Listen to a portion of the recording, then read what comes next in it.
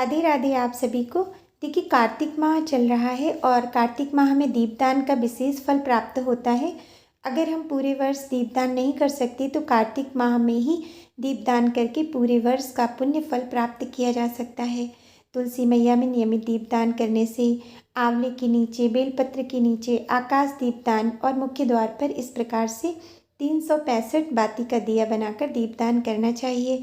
इससे हमें बहुत अधिक सौभाग्य में वृद्धि और पुण्य फलों की प्राप्ति होती है।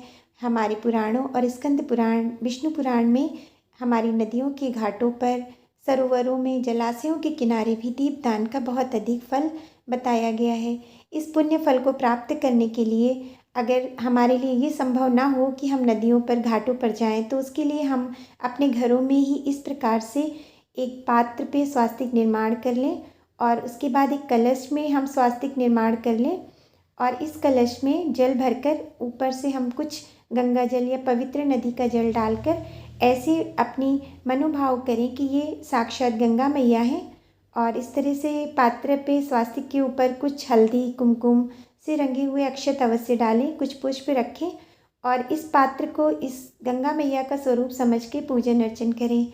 इस प्रकार से हम गंगा मैया का आवाहन करते हुए उनसे प्रार्थना करते हैं और इस तरह से पीले रंग से, हल्दी से रंगे हुए पुष्प डालते हैं और मैया को अर्पित करते हैं। और इस तरह से हम यही भाव रखते हैं अपने मन में कि ये साक्षात गंगा मैया हैं।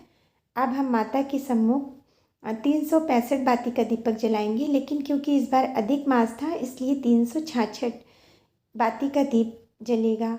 आप इस दीप को देसी घी में या फिर तिल के तेल में भी जला सकते हैं। ये 365 बाती का दीप है और अब हम दीप को प्रज्वलित करेंगे। उससे पहले आप सादे चावल, हल्दी रंगे चावल या कुमकुम से इस प्रकार से दीप को आसन दें।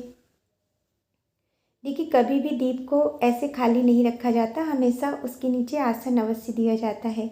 और फिर ये तो हमारी मैया को समर्पित दीप है और उसके ऊपर से हम दीप रखेंगे।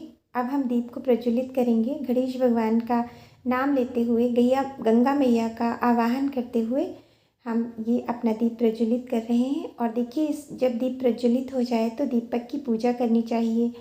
दीपक पे कुमकुम, अक्षत इत्यादि डालकर उसकी पूजा करके इन्हीं भावों से कि हम साक्षात गंगा मैया की पूजन स्तुति कर रहे हैं और हम घाटों पर ये हमारा दीप समर्पित कर रहे हैं।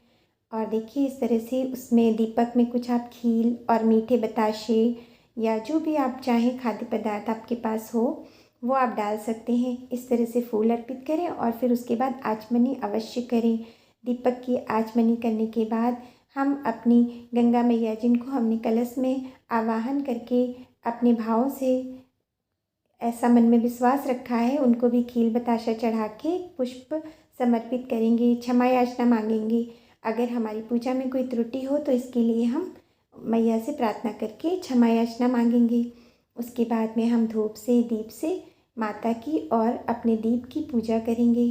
पूजा करने के बाद हम इन्हीं भाव से प्रार्थना करेंगे कि हे माँ, हम आपके घाटों पर नहीं पहुँच पाए तो हमारा दीपक आप यहीं से आपके श्री चरणों में समर्पित है।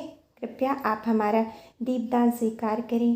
पूरे वर्ष का दीपदान का फल आप मात्र इस प्रकार से प्राप्त कर सकते हैं।